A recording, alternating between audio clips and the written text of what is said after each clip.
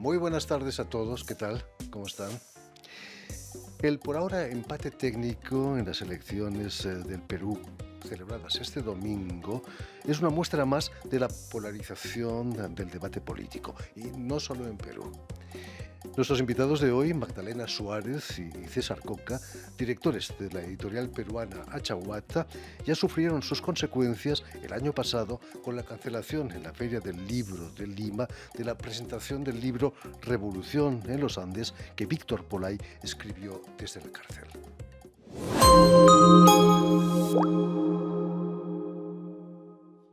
Muy buenas tardes, Magdalena. Buenas tardes, Jordi. Un gusto estar aquí en tu programa. Un placer. Muy buenas tardes también, César. Bienvenidos a Radio Francia Internacional. Gracias, Jordi, por la Eh, invitación. Este lunes presentáis el libro de Revolución en los Andes que Víctor Polay, como decíamos, escribió desde la cárcel aquí en París, en la Maison de l'Amérique Latine. Aquí no se corre el riesgo de que se cancele la presentación, ¿no, Magdalena? Eso esperamos. No queremos una intervención como la del año pasado en la Feria Internacional del Libro de Lima. Pero cuéntanos, ¿qué pasó exactamente ahí en Lima? Bueno, ya hablaremos un poco más de quién es Víctor Polay para las personas que nos ven, pero lo que sucedió el año pasado fue un grave atentado contra la libertad cultural, la libertad de lectura también. 20 policías uniformados se acercaron violentamente, de manera muy performática, al stand que tiene la editorial Ediciones Achahuata. No para comprar libros, imagino. Claramente no. Es más, creo que se acercaron para hacer publicidad, lo cual fue muy beneficioso para la editorial. Se acercaron a Ediciones Achahuata, a un recinto familiar, a un recinto de la lectura, para informarnos que la editorial tenía una denuncia por apología al terrorismo. Terrible, ¿no? Pero contarnos, para los no peruanos, Ujú. ¿quién es Víctor Polay? Porque está en la cárcel desde 1992. César, cuéntanos. Sí, Jordi, mira, Víctor Polay es un antiguo militante del partido aprista peruano que por desavenencias dentro de la cúpula del partido y por la derechización del partido decide abrirse del partido, alejarse del partido y en el año 82 forma el Movimiento Revolucionario Tupac Amaru. Es un movimiento de inspiración guevarista, de inspiración sandinista, que intenta hacer la revolución peruana a través de las armas. Es el último instante en el que un movimiento de este tipo se desarrolla en el Perú. En el año 92, Alberto Fujimori captura a Víctor Polay y desestructura todo el movimiento revolucionario Tupac Amaru. Es condenado en aquella ocasión a 35 años de prisión, los cuales se cumplían este enero pasado y no se ha dado. Nosotros hemos creído que efectivamente que un Estado de Derecho se está determinado justamente por el cumplimiento de las penas. Si una persona es condenada a determinada cantidad de años, si las cumplió, listo. Es lo que se espera. A pesar de haberse retractado y condenar la lucha armada, ¿no? Ese es un detalle importante. El libro que se hemos mencionado, Revolución en los Andes, demuestra claramente que Víctor Polay ha decidido pedir perdón, desvincularse de toda acción de tipo violenta que en su momento alentó y promovió, y él lo ha dicho constantemente en la Comisión de la Verdad y Reconciliación en el Perú, y también lo ha dicho en constantes entrevistas que se ha dado en su proceso judicial actualmente, ¿no? Magdalena me decía que este mes de enero debía haber sido liberado, ¿no? Sí, él fue condenado en el 2002, si es que no me estoy equivocando, por un nuevo tribunal a 35 años de prisión que se cumplían en enero de este año, en enero del 2026. Y bueno, obviamente sabemos que el Estado peruano, el gobierno peruano está utilizando la prisión como la prisión de Víctor Polay Campos de una manera política y ha reabierto el caso Las Gardenias, que para quienes no son peruanos, peruanas y no siguen un poco lo que sucede, Las Gardenias fue una masacre que sucedió en Tarapoto, en la selva peruana, donde asesinaron a 8 personas en una discoteca y aparentemente las asesinaron por ser homosexuales. Sin embargo, están culpando a Víctor como dirigente del movimiento revolucionario Tupac Amaru de tener una política de limpieza social, cosa que no se ha podido probar, cosa que no hay pruebas suficientes para afirmarlo. Y bueno, han reabierto este caso y le han dado a Víctor prisión preventiva, privándolo así de su libertad. Hasta que empiece el juicio de Las Gardenias. Y otra cosa que quería decir es que no es gratuito que este caso haya sido abierto porque en el Perú hay una ley que menciona de que cuando un terrorista, cuando un subversivo muere en prisión, su cuerpo no es entregado a los familiares. Su cuerpo es incinerado y las cenizas esparcidas en un lugar donde desconocido para que justamente no haya un sitio físico en donde la gente pueda ir a visitarlo, ¿no? Eso priva a los familiares totalmente de un duelo también. Recordemos que es una persona, es un humano y tiene derechos. En el Perú hay un intento de catalogar a todos los subversivos y a los que fueron protagonistas del conflicto armado interno como monstruos, ¿no? Y un monstruo sabemos que no tiene derechos y creo que eso es lo que quieren hacer con Víctor. ¿Cómo fue el contacto con Víctor? ¿Fue fácil hablar con él, lograr que acepte publicar su libro? Creo que César puede dar mejores César. detalles. Sí, bueno, la publicación del libro parte justamente por esta reivindicación de una voz protagonista del conflicto armado interno peruano, pero el contacto no se da directamente con Víctor. Víctor es una persona que está recluida y no tiene acceso más que a su abogado y a un circuito familiar muy cerrado. El libro está alojado, Jordi, de manera pública en una biblioteca norteamericana, es decir, cualquier persona que busque el libro puede acceder al libro y puede emplearlo como difusión, porque fue justamente parte de la propuesta de Polay de dar el libro a la lectura general. Entonces, lo que hizo Chaguata simplemente es, como parte del catálogo editorial, dentro de este contexto de la liberación que se iba a dar, que se tenía que dar en enero, publicar el libro, ¿no? No es la primera vez que pasa eso en Perú, esa especie de censura. En el año 2009, la publicación de un libro de Abimael Guzmán, eh, líder de Sendero Luminoso, corrió la misma suerte, ¿no? Sí, exactamente. Corrió la misma suerte, pero a diferencia de ese caso, esa fue una editorial que surgió mano alzada, surgió con esa publicación. En el caso de Achaguata, y esto lo hemos mencionado recurrentemente, Jordi, Achaguata publica este libro luego de 65 publicaciones sobre sus espaldas, es decir, es un proyecto con mayor envergadura, con mayor cohesión y con mayor estructura, y por esa razón justamente el proceso que se abrió en agosto del año pasado y que hasta la fecha sigue, no ha permitido que la editorial sea disminuida en el apoyo que tiene de su comunidad y tampoco en algo que es una práctica sistemática, que es la autocensura. Es decir, lo que este proceso de demanda y de acusación a una editorial como Apología del Terrorismo quiere hacer es que nosotros, nosotras, pensemos dos veces qué tipo de publicaciones damos a nuestra comunidad, y eso no lo van a conseguir. No lo van a conseguir porque tenemos la suficiente coherencia dentro de nuestro trabajo para lograr encaminar muy bien nuestra propuesta cultural y política, ¿no? ¿Qué cuenta Víctor en Revolución en los Andes? Habla de su sentimiento del pasado y para un futuro mejor, quizás. El libro está compuesto, es un trabajo de memoria política de Víctor Polay Campos. Es una serie es una suerte de diálogo donde él se pregunta y se responde de sus orígenes familiares y toda su vida. Él estudió en Francia, por ejemplo, estudió sociología, estaba estudiando en París y decide volver a Perú en la década del 80 justamente para levantarse en armas. Entonces, el libro transita por todas las etapas políticas de izquierda en el Perú y también en la región. Hay mucha referencia a la Revolución Cubana, a la Revolución de Nicaragua, a las revoluciones de la liberación de África, de las luchas de liberación africana. Y sobre todo me parece importante, hay varios episodios, Jordi, tú has mencionado muy bien eso, donde Víctor Polay expresamente dice, si pudiera retroceder el tiempo, no volvería a hacer lo que hizo. Y pide perdón dentro del acto de reconciliación y una invitación plena a decir, si nos reconciliamos todos o si pedimos reconciliación todos, hay que aceptar responsabilidad y pedir perdón a las víctimas. Y ese es un libro, una lección muy importante en este trabajo. Y no quiero acabar esta intervención sin decir que el libro tiene una inclusión de un recorte periodístico de un diario de peruano, donde se explicita que decenas de ex militantes del MRTA que iban a dar una conferencia de prensa en un conocido hotel en el Perú, el Hotel Bolívar, diciendo de que el camino para llegar al poder es el camino democrático de las elecciones, ya no el camino de las armas como en su contexto se iba a dar, ¿no? Parece, Magdalena, que la sociedad peruana no ha cerrado sus heridas, en parte porque ni Tupac Amaru ni Sendero Luminoso no fueron invitados en la Comisión de la Verdad y la Reconciliación, ¿no? No se puede reconciliarse si no tienes a todo el mundo en la mesa. Exactamente. Hay una frase que se forjó en el sur peruano en el 2022 cuando lamentablemente sacaron de una manera humillante al presidente Pedro Castillo y asumió la dictadura, la dictadura de Dina Boluarte. Y esta frase reza, esta democracia ya no es democracia.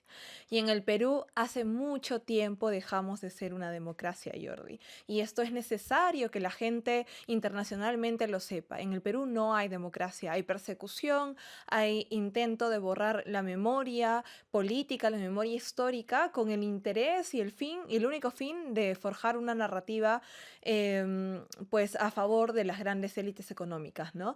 En el caso de la reconciliación, como tú bien lo dices, no ha habido un proceso de reconciliación en el Perú y no lo va a haber mientras no podamos tener acceso a materiales que conforman parte de la historia política peruana y materiales que deberíamos poder leer libremente, porque Víctor Polay, queramos o no, fue un protagonista del conflicto armado interno y es necesario saber sus motivaciones y sus razones por las que eligió él y un conjunto de peruanos y peruanas tomar la vía armada para solucionar las cosas, ¿no? Entonces, cada decisión debe ser vista en su contexto inmediato y eso es lo que sucede con el libro. Y solamente para cerrar esta intervención, es necesario un proceso de reconciliación en el que todos y todas podamos ser escuchados.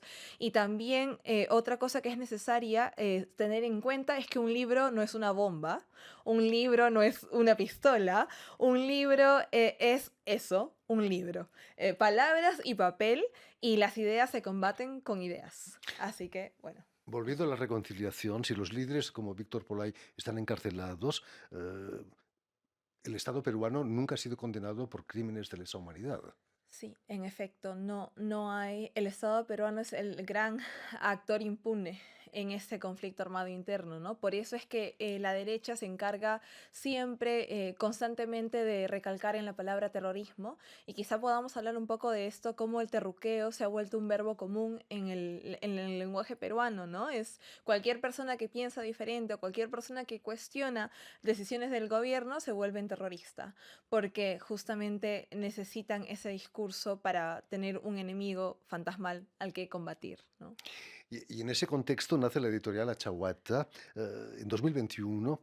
Es más que una editorial, ¿no? Es un proyecto cultural, político también, ¿no, Sí, César? sí, Jordi. Tenemos 5 años de existencia, cumplimos justo en agosto de este año 5 años y hemos publicado la cantidad de 90 libros. Es algo absolutamente sin precedentes en el Perú de hoy.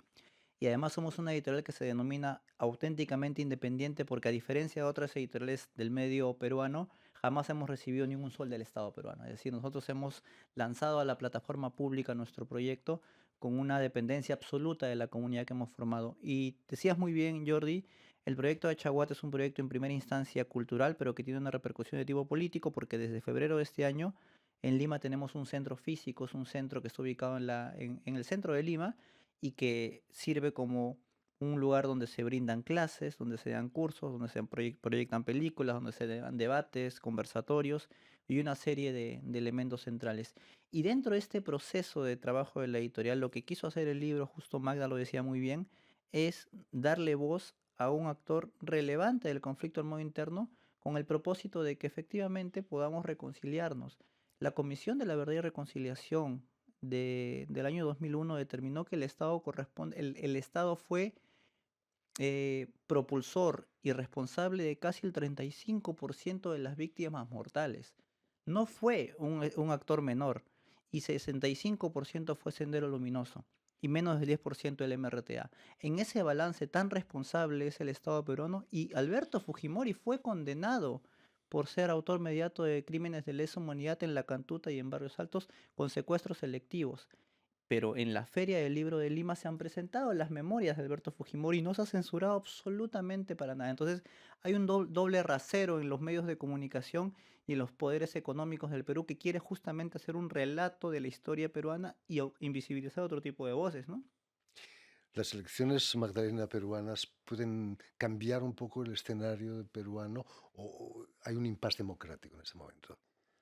Creo que, como repito, no hay democracia en el Perú ahora. Las elecciones pueden darnos un poco de esperanzas si es que no, si es que el pueblo peruano, como parece que ya se está viendo en los resultados que nos están llegando desde Perú acá a Francia, si es que el pueblo peruano no vuelve a elegir el fujimorismo como opción viable para la vida electoral peruana, ¿no? Recordemos que Fujimori, Alberto Fujimori, fue un periodo nefasto en el Perú y que está marcado por las desapariciones, por los secuestros, por los asesinatos, por grupos extrajudiciales que desaparecieron, torturaron y, y persiguieron personas inocentes. Entonces, Keiko Fujimori justamente reivindica el gobierno de su padre y está muy preocupada por hacerle entender a los peruanos que solo quiere gobernar 5 años, pero no tenemos ninguna garantía de eso. Entonces,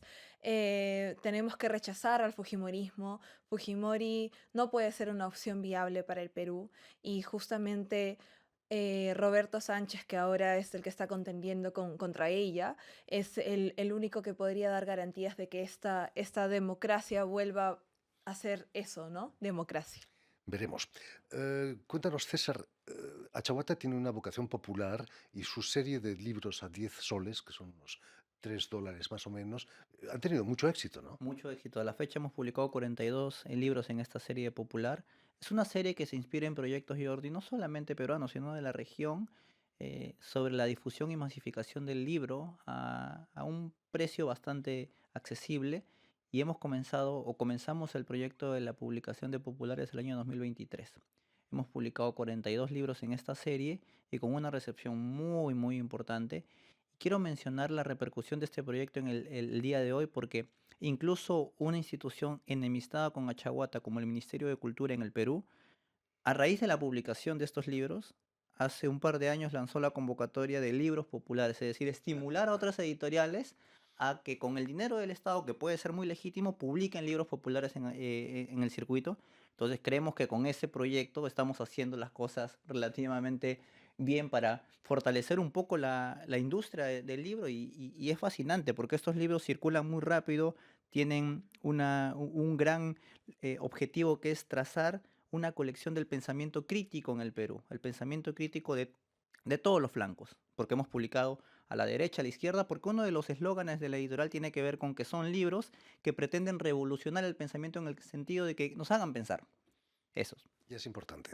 Magdalena me decía que un libro normalmente cuesta unos 80 y tantos soles. Sí. 10 soles está al alcance de todos casi, ¿no? 10 soles es realmente un precio accesible. En algún momento Dina Boluarte, cuando fue presidenta del Perú, dijo que un peruano promedio podía comer entrada, almuerzo y postre con 10 soles.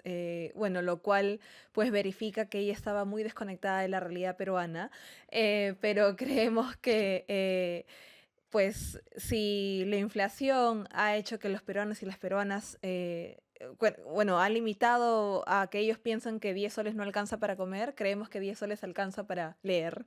Y pues eso es nuestro aporte y nuestra trinchera, nuestra forma de militar con la masificación del libro y la lectura, ¿no? Y también, como siempre decimos, no es un proyecto nuevo.